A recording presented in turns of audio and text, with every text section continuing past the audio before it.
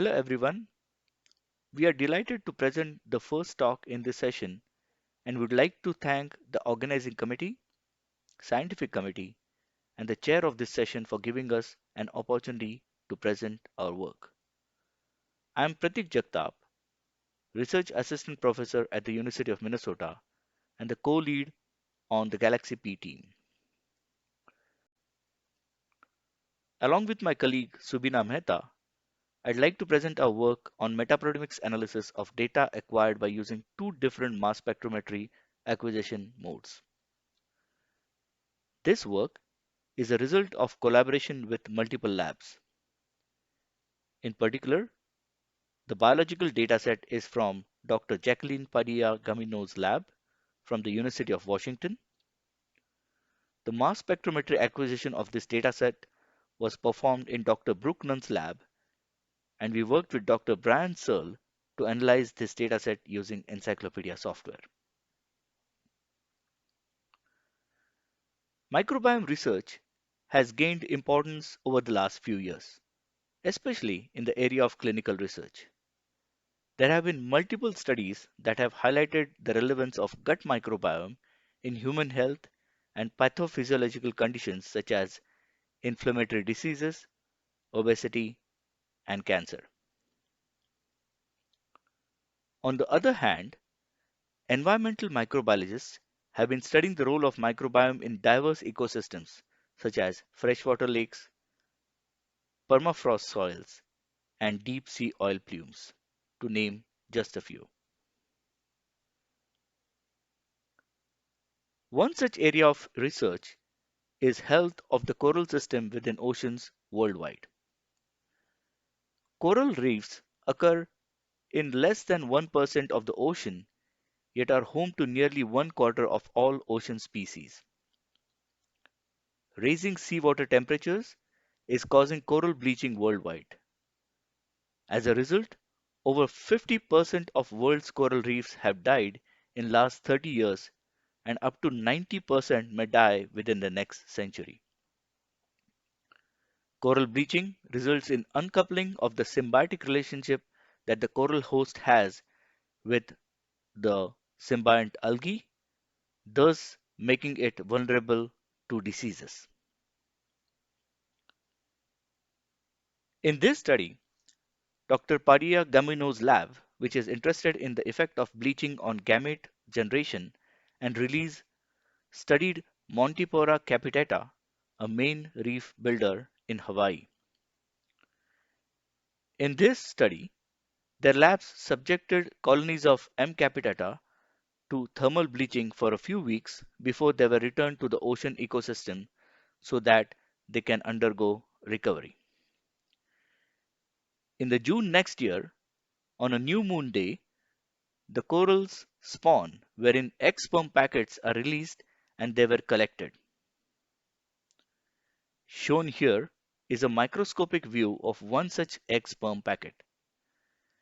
These egg sperm packets collected from bleached and coral control samples were subjected to proteomics sample preparation wherein they were digested and mass spectrometric data was acquired in two modes, the data dependent acquisition mode and the data independent acquisition mode. These methods will be discussed later. The study of microbiomes uses various methods such as metagenomics, which measures the correlation of taxonomy with the phenotype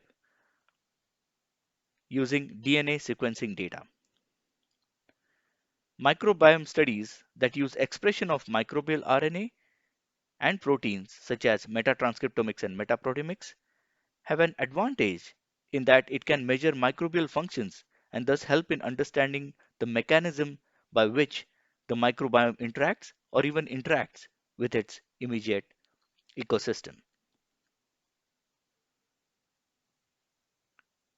In metaproteomics, which uses mass spectrometry, proteins from the clinical sample or an environmental sample are digested using enzymes such as trypsin to generate peptides. These peptides are separated using high performance liquid chromatography and then ionized within the mass spectrometer.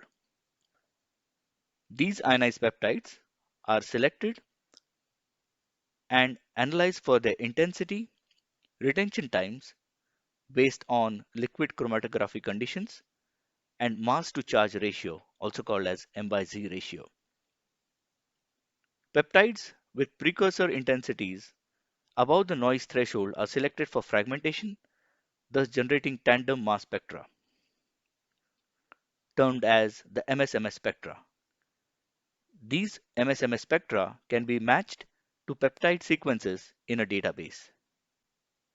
This method of data acquisition is called data dependent acquisition, or DDA. Although this approach is powerful, due to the stochastic nature of data acquisition during mass spectrometry, the mass spectrometer samples peptides for fragmentation with a bias towards those with the strongest signal. Thus, DDA presents a challenge in reproducibly quantifying low abundance peptides. If you see in this figure, for data independent acquisition mass spectrometry, or DIAMS, it continuously collects fragment ion intensities for all eluting peptides by using a wider isolation window, such as 10 Daltons.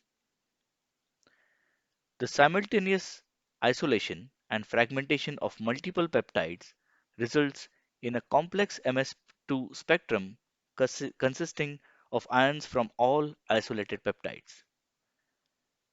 As a result, data independent acquisition provides broader dynamic range in quantification and improved reproducibility for identification and quantification, resulting in lesser missing values. Due to the complexity of the data, particularly ion information from multiple peptides, many bioinformatics approaches have been developed. One such software is the encyclopedia software, which was developed in Mike McCaw's lab by Brian Searle. This software uses DIA acquisition using pooled gas phase fractionated samples and experimental samples along with the protein FASTA file as inputs.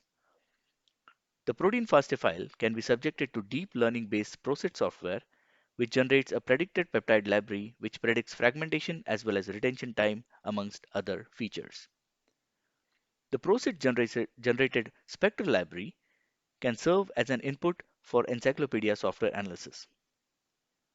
The software workflow generates a chromatogram library, which is subsequently used as a template by the experimental DI data to offer an output of proteins and peptides and its associated quantitative data. The quantitative peptide information is later used by Metaquantome software to generate statistical visualization outputs for biological interpretation. Attendees are recommended to visit the GTN sites for encyclopedia and Metaquantome software for a better understanding of its functioning. As part of this analysis, we started by generating a reduced database from a large database of over 7 million protein sequences that included the coral host, its symbionts, and other bacteria that have been shown or were detected in dataset to be associated with corals. To detect organisms within this sample, we used Compil 2.0 software developed at Scripps Institute along with literature survey. To reduce the database, we use Metanovo software that uses de novo tagging methods to detect possible proteins that are present in the sample. The compact reduced database was later used to search the DDA dataset against, and this led to detection of about 15,000 to 16,000 peptides in bleached and controlled datasets respectively. The detected peptides were subjected to quantitative, functional, and taxonomic analysis so that the inputs can be used for metaquantome analysis. For DI data, PROSIT generated spectral library along with FASTA file, the GFP data, and experimental data were used to detect peptides and their associated quantitation. As you can see here, DIA analysis detected fewer peptides and proteins as compared to the DDA data. At this point, I'll hand over the mic to Subina Mehta from the Galaxy P team, who will take you through the data analysis of this dataset.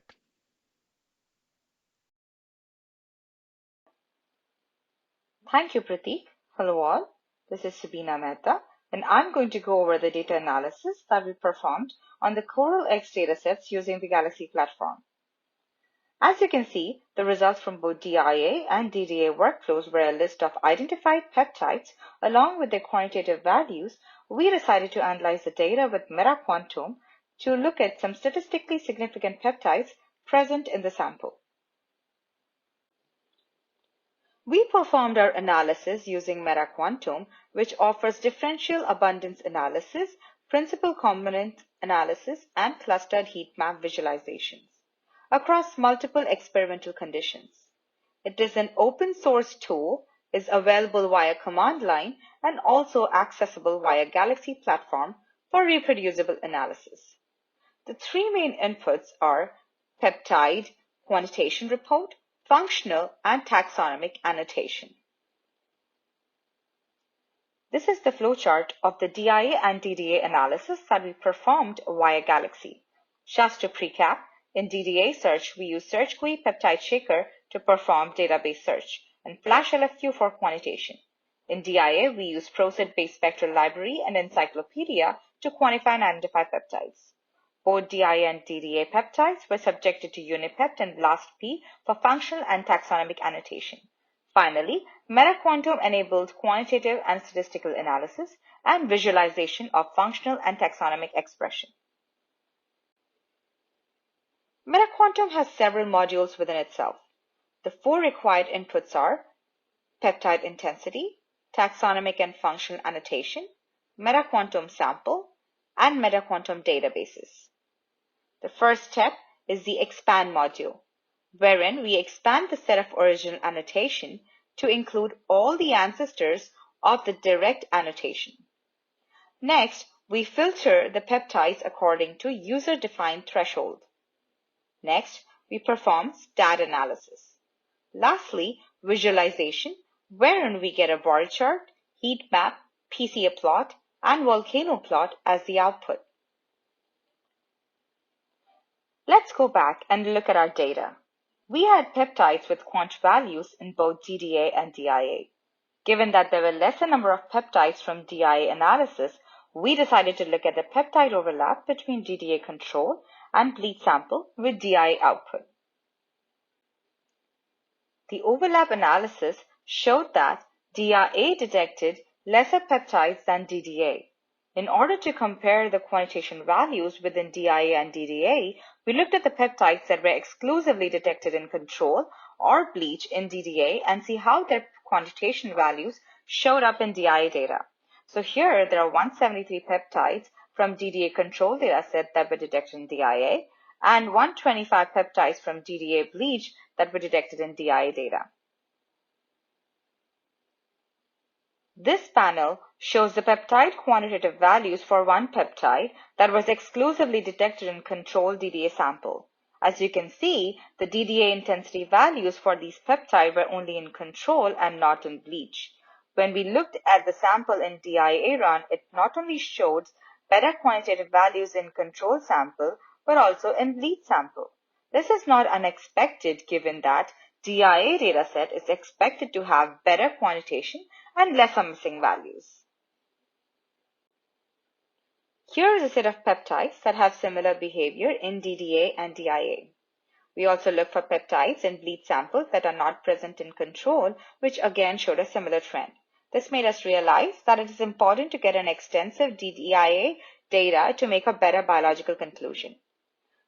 Now that we see variations, we looked at peptide level differences for different peptides. Currently, we have a situation where we have a DDA data with a lot of identification, but with missing values, and DIA data to have lesser missing values, but lesser identification also. Ideally, we would like to have a data with more identification and lesser missing values.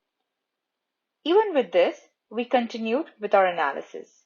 Here, as you can see, as expected, Anthozoa, which is coral, and Dinophaceae, the symbiote, are the two major class in both DDA and DIA.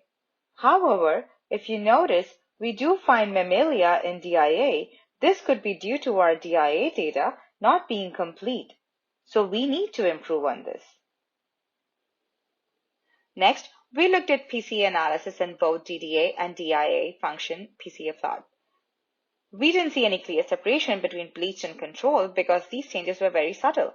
And with DDA and lesser missing values, we saw a similar trend with taxonomy, heat map clustering, and volcano plot. This could be a result of the subtle changes as we mentioned, and as bleaching stimulus was performed in fall season and we were checking in the summer season, so the gamete formation was not affected with bleaching. This could also be the result of missing values in DDA or incomplete coverage in DIA. As Metaquantum did not provide us with any statistically significant results, we looked at the peptides associated with genera identified, and we saw that there were not much difference in genera in both control and bleed sample. Thus, we extracted those genera that were elevated in either in control or bleach. Here is a bar plot of few of these genera that we looked.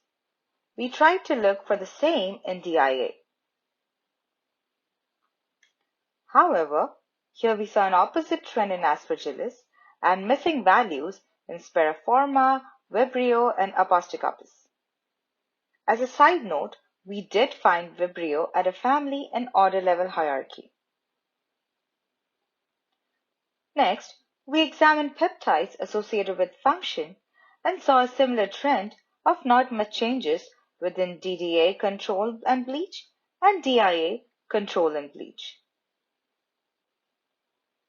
However, when we looked at a few functions in DDA that were elevated either in control or bleach, and surprisingly, all were related with either DNA damage, response to stress, or signal transduction, making us conclude that as the samples are showing very minute changes, we need to analyze our data with other statistical tools or R scripts that can capture these small changes, and to make these available via the Galaxy platform.